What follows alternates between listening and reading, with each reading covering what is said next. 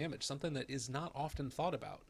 Yeah, of course. And Phoenix has a naturally low HP pool with 2 stacks down to 378 max. It really hurts, especially when you only have the 3 armor for the Ring of Protection again. Oh, they end up getting the first blood. Undying picks it on up in a pretty surprising kill there. We do have the Bounty Hunter diving this Tusk under tower, just going to continue to hit away here, and isn't going to be able to change over the creep aggro, at least for a second. So takes about 2 or 3 pot shots there from the side, and it is a very dangerous lane right now for the Phoenix, surprisingly so. Yeah, and it's mostly just due to the damage that they have. Is your second kill, this one going to the side of EHOME? Bounty Hunter, although it looks a little bit awkward for him to tank the tower like that, knew he was safe. Tusk's Ice Shards were on cooldown, didn't have the mana for it anyway. So it is going to cost him a little bit of HP, not going to bother him too much. But maybe on the other side of the map, down the safe lane for NewBee.Y's side, they're looking reasonably good down here. But Jaja's farm is slowed down. The StarLadder is just, I don't know, putting the screws to him, really being quite annoying in this lane.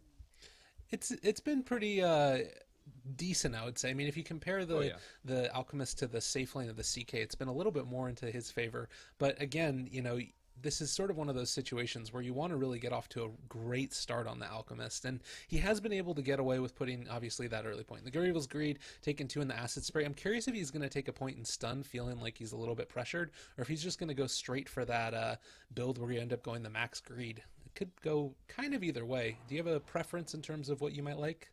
I kind of like the Max Greed here. The killing potential they have with the stun is pretty limited. Winter Wyvern's not really going to be able to do that much until later on, once you get higher levels, and that's Winter Blast and the ultimate. But now here comes Bounty Hunter. Yeah, he's going to be able to lay down a good amount of damage. The Slithering Crush comes through, and that's going to be a dead Alchemist, just like that. EHOME.L end up taking out another kill real quick, and that is on the safe lane. Definitely a little bit more impactful than just killing off that Phoenix in the off lane. Yeah. Even though he's having a reasonable time when it comes to the CS. This is a safe lane farming Alchemist, and he hasn't had that many runes to work with. Didn't get that first bounty rune, is a lot further behind than where he'd like to be. Only a couple hundred gold ahead of the CK, which at this point in the game means next to nothing. Yeah.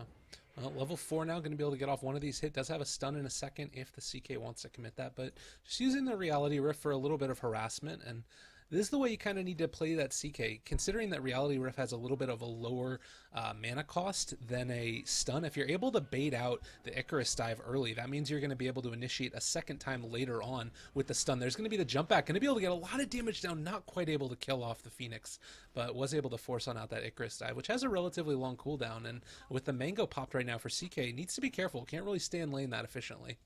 Oh yeah, the Phoenix needs to be very, very careful. In fact, might be in a little bit of trouble if they can catch the eyes on the bird for the sun. Oh! Nighttime vision gonna fuck about that, was so close. Bounty Hunter, meanwhile, able to get a kill on the Winter Wyvern, running on down towards the tier 2 bottom. Sorry I ended up missing that one, but Orb of Venom down, as well as the little bit of damage that you can get coming out from the Invis. It's just going to have a good old time. But top lane, they're going to be able to find on out. The CK get another couple of Fire Spirits on him. He does end up popping the salve. I think he's going to go down, able to dodge the Icarus dive, but I still think he's going to end up falling as the Icebird comes in, gets the last hit. And it looks like Undying is just going to have to look on in dismay as, well, can he actually find a kill here? He has boots. There's a chance. He does have a little bit faster movement speed, but I don't think he has enough damage or mana to get that kill.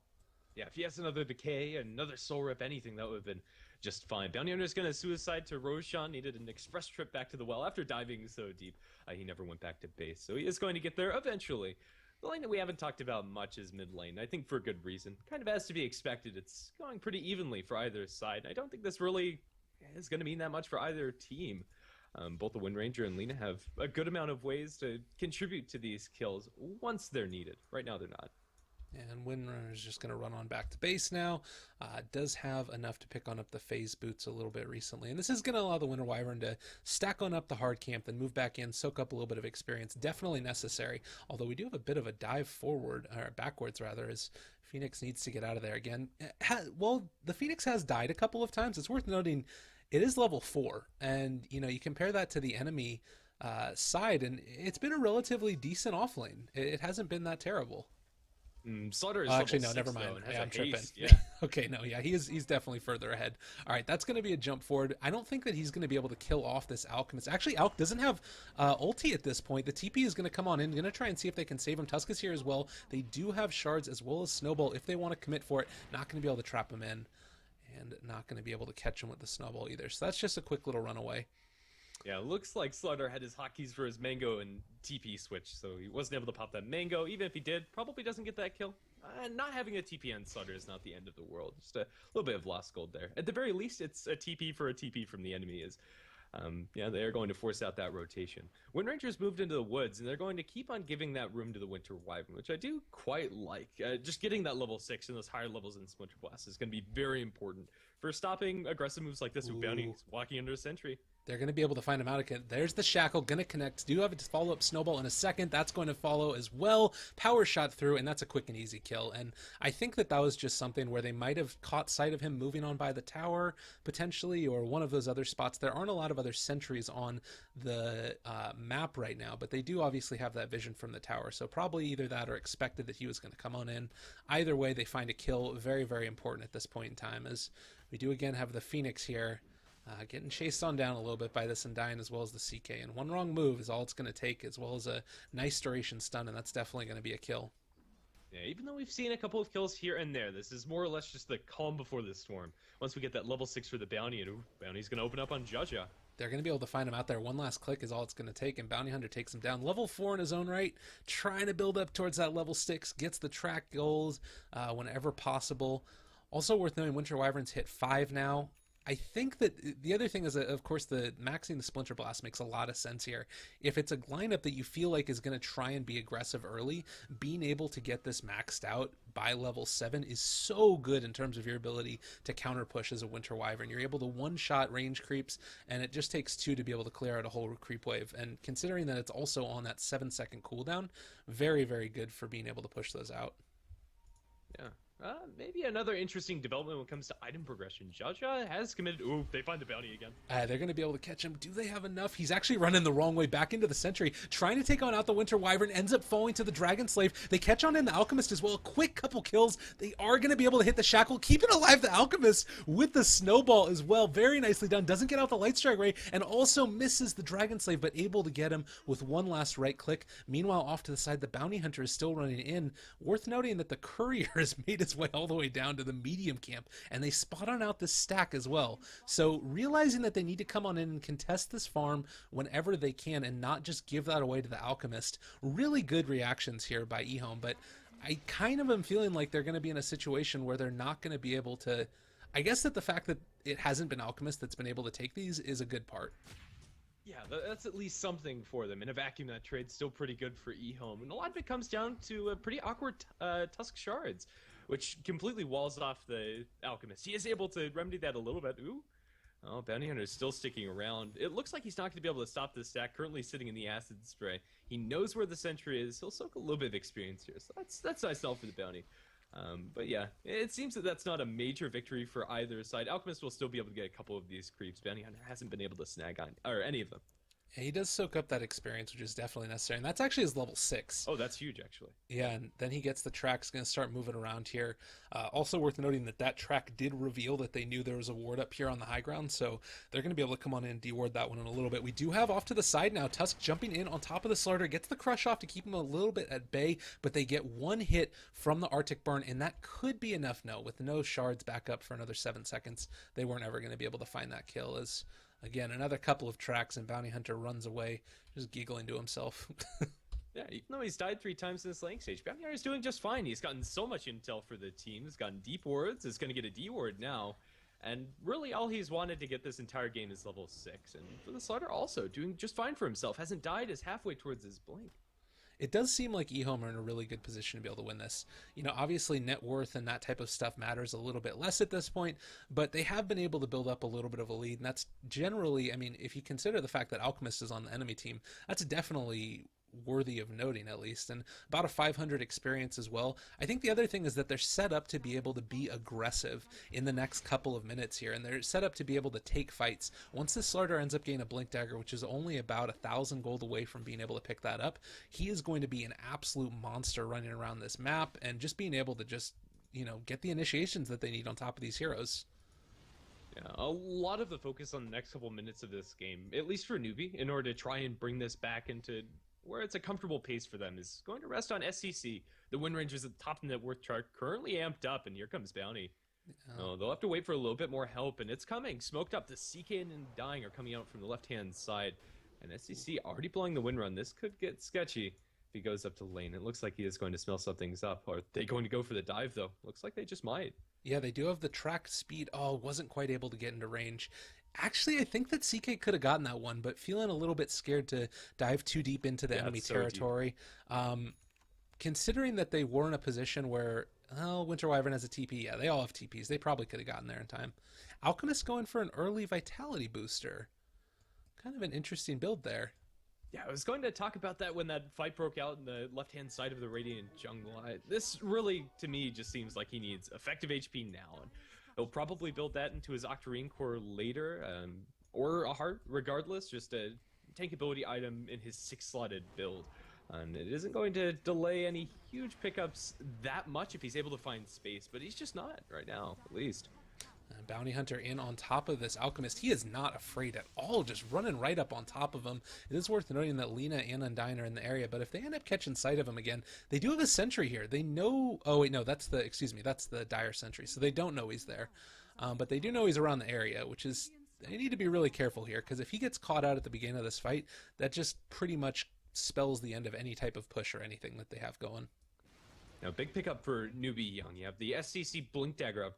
The Wind Ranger Shackles could very easily turn a couple of these fights, and he really is the hero to make things happen, but Blink is up for EHOME as well, and I think the Slaughter's Blink is just a little bit scarier, just with the amount of follow-up that you have after it. If you blink it and shackle, the amount of damage that comes out from your auxiliary heroes just isn't nearly as high as what you'll get from the follow-up from Alina after the Slaughter Blink in. Oh, there we go. They're able to catch on out the Bounty Hunter. He is going to fall here, and that's what I was talking about. All of a sudden, you can't be aggressive anymore once your Bounty Hunter goes down. Maybe they try to, but I think it's more worth it here at this point for Lina just to farm on up her Euls, and she's pretty close to it. So I think that that's probably going to be the next pickup here in just a couple of seconds. And meanwhile, the Slaughter are looking to maybe try and take a quick kill here on this Alchemist. If he waits for the ulti to go off, I think that there's a chance he could maybe take this one, but he would be stuck on the wrong side of the cliff, and that just gets a little bit too dicey. Yeah, the allies are too close by. Smoke is going to be popped in mid. I don't think that was spotted by the Dire Observer Ward, although it does get close. I think they were just out of vision. Now the Slaughter is getting collapsed upon. They do have a snowball here as well as... Oh, nice jump away. I feel like there was a chance there that he might have been able to catch him, but it does look like CK is going to TP out. Maybe a little bit of an engagement over here. They are going to be able to have Winter's Curse up for this fight if they want to. Egg has now been popped for the Lina, dropping very low. There's the chance for the Shackle, not going to end up connecting, but they do end up getting the kill with the Focus Fire. We also have the Winter's Curse down, and the Tombstone is looking to fall. Nice double Shackle. They're going to connect. It doesn't look like Freeze is quite able to make enough of a turnaround. He does want to get anything that he possibly can, but if you take a look at this, CK is going to end up falling, and it looks like StarLadder is as well. He does get out of here, but it's a little bit too much to ask for him to try and turn the whole course of a team fight when your Lina has already gotten picked off at the very start of it, not even able to throw out the Laguna Blade. That was just such a hard fight for EHOME to take. They were so spread out. You're going to have another track thrown down by the Bounty Hunter. He's still maintaining amazing vision for the team.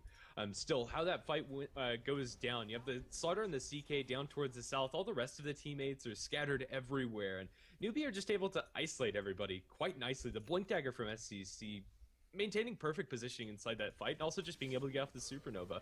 It works out perfectly for them. And EHOME, you never see a clean Blink Crush. It was a defensive maneuver by the time that Freeze went for it. And it does get them the Winter Wyvern, that's something, but EHOME aren't going to stop, even after losing the last team fight, are going to look to get aggressive still. Well, that's the point that you ended up making right there, is that it wasn't a clean initiation for them. This smoke gank definitely can be, and I think that this is probably the right move for them. They need to try and group together and make something happen. That being said, the CK isn't with them, which might end up meaning that NewBee.Y feels a little bit more comfortable at their situation. Oh, okay, he ends up getting in the end. Don't worry, guys, we got it. He ends up finding the crush, gets the last hit right on the very edge of it. It does look like Tombstone's going to stay alive a little bit longer. Soul Rip has already been committed now. Walrus Punchdown, that's going to kill off the Undyne, and the Light Strike Array doesn't hit either as the Snowball ends up dodging a lot of that damage. Nice Euls keeping Lina alive a little bit longer. It does look like StarLadder might be looking for another opportunity to initiate. Well done there to get 2 with the stun, but now they're going to end up taking on out the CK. Nice power shot finishing them off, and it's also worth knowing that the Bounty Hunter was able to find a quick little pick off over there. I think that he took out the Tusk, if I'm not mistaken. It was a buyback on that Phoenix, though. Yeah, and he is able to drop a couple of Fire Spirits after the buyback, but doesn't find a good angle for the Supernova. That's still reasonable for NewBee.Y. I think that's a great fight for them, but it could have been a lot cleaner. And with Track Gold going the way of EHOME, they're going to just get so much income after that. And that tilts the scales maybe in their favor, especially with this Tier 1 tower going down, the favor of NewBee after the fact. Yeah, that was such a mess. And now we have the Sacred Relic up for the Alchemist. The hardest part for Jaja, yeah, it's ridiculous how much gold this guy can generate. It's going to get even worse once he has that Radiance, or at least worse for EHOME. Yeah, they're in a good spot right now. I think that fight was about the best that you could hope for, and now it does look like there's going to be another Smoking. Just Smokings every couple of seconds here. Bounty Hunter is going to be the one to break this one in just a second or two. Does end up getting spotted on out now, and he's going to get taken down. Wants to try and see if he can deny himself neutrals. Doesn't quite get it as Wind Ranger picks up that last hit. But a quick pickup, I don't know if that's the one that they necessarily wanted. It seems like they wanted to actually go into a team fight, and are kind of looking for more now. Going to see if they can maybe push down the Tier 2 tower here in the top lane. They'll take whatever they can find. It's a free kill. They don't have to spend anything for it. And maybe they find the CK. He stuck around way too long. Yeah, that was not... Okay, he stuck around for a little while there. One punch going to come down, and that's going to be a dead CK. Looking for their opportunity to reinitiate into this one. I don't think this is the play. And now with the Urn Charge, StarLadder can't blink. Sun does come down now. Going to trap the StarLadder at the very last second with the shards. Winter's Curse down on top of him. Tombstone has been committed, but are they going to be able to really get anything here? Two-man shackle as well. Freeze as well as the Lina are going to end up going down in just a second or two. So much damage over time. NewBee.Y are taking complete and total control of this game, and there is not a whole lot that they can do to stop it. Undying tries to decay the trees, spreading rot amongst them, but oh, another shackle not going to connect. But just look at the damage with that Maelstrom picked on up by the Wind Ranger. It's just too much to deal with. Triple kill right now on SCCC. Yeah, he's running this game. The SCC Wind Rangers doing amazing work for them. Consistently, 2 heroes shackles.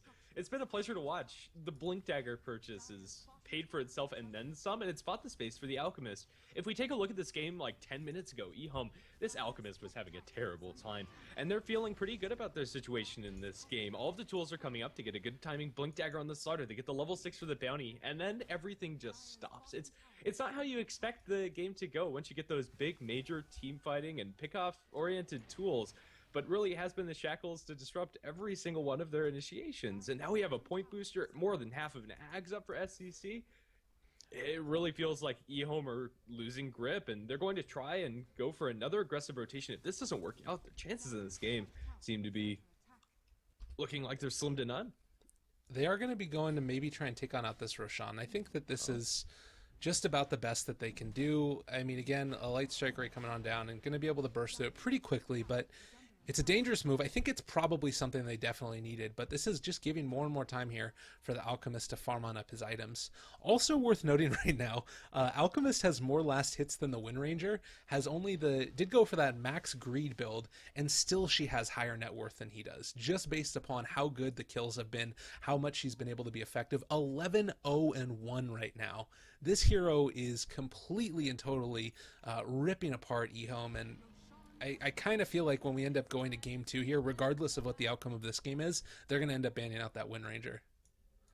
Yeah, or at the very least, just preparing themselves to deal with the Wind Ranger a little bit better. Their supports when you're behind don't really offer anything, really, outside of a little bit of utility, especially the Undying hasn't really felt all that effective inside these fights. The Tombstones haven't been protected well because they just can't keep them up. And the biggest issue for EHOME right now is the fact that CK is super far behind, and it's really hard to find a way to get him back into this game just by the nature of the hero. Can't flash farm very well, and isn't able to fight nearly as effectively as the likes of the Wind Ranger or even the Alchemist at this point, who's quite tanky with his ultimate running and with that casual vitality booster. Now the boots would travel up. We're well on our way towards the Manta Octarine should he want to go for it.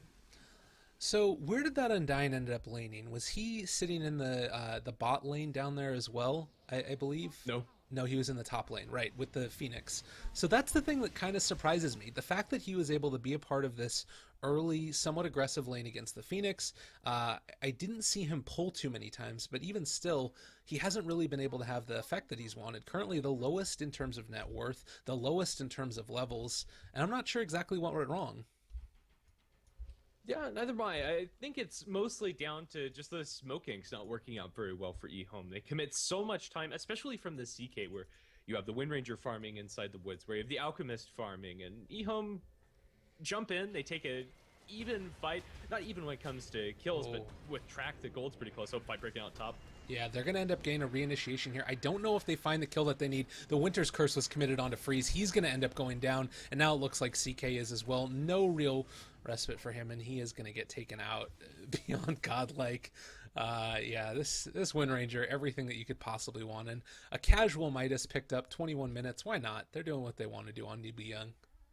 Oh yeah, Phoenix doesn't really need any items this game. The Supernovas haven't been killed, for one, and Phoenix doesn't really need any major utility for the team, so just propel yourself towards that level 16. Oh, easy pick off on Undying in mid. SEC, as you said, has everything you could want. That's even before the Aghanim Scepter is delivered, which might even be a little annoying for him since he's not going to have that focus fire for another 50 seconds or so. Still, SEC is balling out of control. And then you also have this Alchemist that's nagging at you at the back of your mind. EHOME are starting to get desperate. Yeah, they got the Aegis up on Lena, which was a good thing, and 2,000 gold as well. So if they want to, they're going to be able to have buyback to defend. Like, honestly, at this point, even though they have Aegis, I feel like NewBee.Y are comfortable fighting into their lineup at this point. Like, they don't have to, certainly. It's going to be a Blink Dagger for the Lena, so a lot of blinks all over the map here. Maybe hoping to be able to find a pick off. But again, you got Tusk sitting right behind this Alchemist right now. They're going to go and try and find a kill. And Snowball is going to keep him alive just a second longer, I think. Are they going to be able to pick him up? No, they get the pick off. Well done there. With the blink reveal, they're able to find that kill, and it does look like the Tusk is going to end up paying for it also. They were trying to do some type of turnaround. They are going to be able to get the kill on the StarLadder. Now, though, as well, you've got a whole bunch of problems.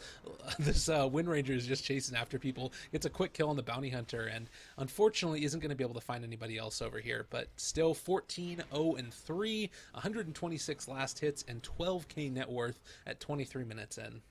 It's a big net worth swing in the favor of EHOME. They get themselves 1673 gold compared to the 332 picked up by NewBee.Y. Most of that's in the pockets of the Bounty Hunter, and that's all fine and good. I think that's the move that they have to make. It's still just not enough. They need that Alchemist pick off time and time again, and while they're going for that pick, they're not farming in their woods, and I think that's one of the reasons why the Tusk was sitting so far back. He didn't expect the Lena to be there with the Blink Dagger. She picked up side shot, hadn't shown that off, I'm pretty sure, and thought she was probably just farming up on the enemy's side in the woods. So that's nice and all. For EHOME, it's a step in the right direction, but they need a lot more where that came from to start putting a dent in the advantage, especially of these big cores. Alchemist is hardly phased by that kill, and in fact, the most annoying part for him is the fact that he's just off the map for a little under a minute. Yeah, definitely. Which, I mean, it is relevant, you know. Oh, yeah, it's worth talking something about. Bounty Hunter picks on up the Bounty Rune. It does look like he's going to not run into a ward because this is a dire sentry ward. So still safe, at least for the moment, trying to find any opportunity to get off a... Oh, here we go. Shackle again. This is going to be a quick pick off on that Chaos Knight. I thought you were tanky, as the DD Rune makes very, very swift work of the enemy carry. Fight recap.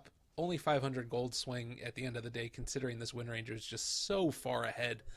I can't tell. It seems like the shackles are really good, but it seems like also EHOME just aren't able to respond as effectively as they might need to against this Wind Ranger right now. Yeah, usually when you're dealing with a Wind Ranger, you want some sort of defensive support, like a Winter Wyvern or a Dazzle for Embrace or Grave, respectively. And that's something that NewBee.Y can respond to quite well, but EHOME just can't do anything. When your carry's getting gone on, even if there was heroes behind him, the Bounty and the Undying can really just look at him as he goes down. Maybe drop a Soul Rip, but that's about it. Tier 2 tower and mid's going to fall to the remainder of that DD, and NewBee.Y are just controlling this map. EHOME, they're just one or two smokes or one or two fights from this game being over. In fact, it's looking really bad. So the thing that I was going to mention there, you sort of piqued my curiosity as well. You know, you take a look at the way that the Frankfurt Majors ended up working out, and I felt like the story of that patch by the end of it, or of that tournament by the end of it, was the play of the defensive supports and the way that those ended up working out. You think about game one of OG versus Secret there, and really what ended up, I felt like winning OG that game was the Winter Wyvern play and the Dazzle play, which are just so on point. And it seems to me like we're moving more and more into a situation where with this patch, if you're able to keep your heroes alive, if you're able to have those defensive supports who are at least able to burst on out those spells, not quite able to hit that shackle in the mid lane, you're going to win the game. And I think that we're going to see more and more prioritization of those supports until 6.86 pops out. It's less about the initiations now and more about the counter initiations. Like if we look at EHOME's lineup, they have a lot of ways to start fights, but NewBee.Y have just been approaching these engagements so nicely after getting jumped on. The shackles are always on point. Your Winter's curses are completely disruptive, and eHome can't follow up appropriately. I don't think we've seen this game a blink and crush into the Lina combination outside of that one pickoff on the Alchemist in bottom lane. Right, and they need so many more of those to be able to make it work. And you can't necessarily rely on pickoffs because vision game has also become so much more important. As we do end up seeing YCC again get tracked up and gonna try and chase after this bounty hunter here, isn't going to be able to find him, unfortunately. But nonetheless, like the vision game that you end up getting with StarLadder is pretty important. Tusk also, TA, a couple of the other big heroes that are in this patch that end up giving you that vision advantage. If you're able to take that, being able to find pickoffs is so much more difficult. And I don't know, it's going to be interesting to see how teams react as we move forward into the sort of waning days of this patch. Yeah, and it'll be interesting to see how the game develops in the next patch, but that's a ways out. For now, everything's kind of slowed down in this game. I don't think NewBee are in a situation where they want to risk anything. They know they're super far ahead. They know their Alchemist has all of the farm. But they also know that there's no real risk in taking this game to a later stage. You can pick up a Blink on the Winter Wyvern, you can completely cap out this Wind Ranger and Alk, and there's not much eHome can do about it. And at the very least, wait for this next Roshan, which has the potential to spawn any minute now, and I think that's what NewBee are going to do. For now, it's just keep these lanes pushed out and constrict the farming space of the CK. Once the CK gets his BKB, that's at least something that might be able to turn around the fight for eHome. And even without having a lot of items, CK's illusions, especially if he gets lucky with that extra one off of Phantasm, can still do a lot of damage if given the space. So we'll have to see if that's going to be enough to hold the high ground for eHome. Also the crits. I mean, that's the thing about this hero is he's just so much hit or miss, and if he hits, it's just devastation. If he doesn't hit, then it's just sort of like a little kitten scratching at you. They do end up getting not quite a complete shackle, but Freeze is still going to end up going down there. Tusk gets the final hit as the shards do come through. Now it looks like CK might be in a little bit of trouble. There's the Glimmer Cape coming through. They end up topping out the dust as well, but not wanting to commit anything as of yet. As we talked about, still waiting for that Roshan to get back up and everybody to be in fine form to take it on out. Soul Booster finished on the Alchemist, just waiting for that other 600 gold roughly before he ends up picking up the Octarine. Do you think it's worth it to go straight Octarine or save for buyback at this stage? I don't think Shosha really needs to save for buyback. The snapback potential coming out from eHome, their ability to translate like an Alchemist pickoff into a tower push, is very little to none. Their actual tower DPS is not that great if they have to commit the Phantasm to the Alchemist kill, which at this point it looks like they probably will. Another thing to keep in mind for the Chaos Knight is the mischance on his illusions from the Radiance burn might be very annoying, even though the BKB has himself covered. Now NewBee going to the Roshan pit, if they pick up this Aegis, it's going to be so hard for eHome, to defend against NewBee, and he will go ahead and just pick up that Octarine. Let's see if they're up for the task. It looks like they're not going to contest this Roshan, even though they probably have a pretty good idea it's going down. They know they can't really do anything about it. Yeah, this is this is a little bit disheartening at this point. I kind of wonder, sometimes we talk about like BKB being game losing items. Do you think that's the case with this one? Would something else like a Manta style have been a little bit better for the greater DPS output, or does he really need that BKB? The issue for CK is a single item is just not going to do it when you're this far behind the enemy carries. He's at a 12,000 net worth disadvantage against the Alchemist, and he's getting doubled up by the Wind Ranger. I mean, at this point, you probably look to cost-efficient items as his next pickup, like an Armlet, but I don't think the BKB is to blame. It's just the lack of farm.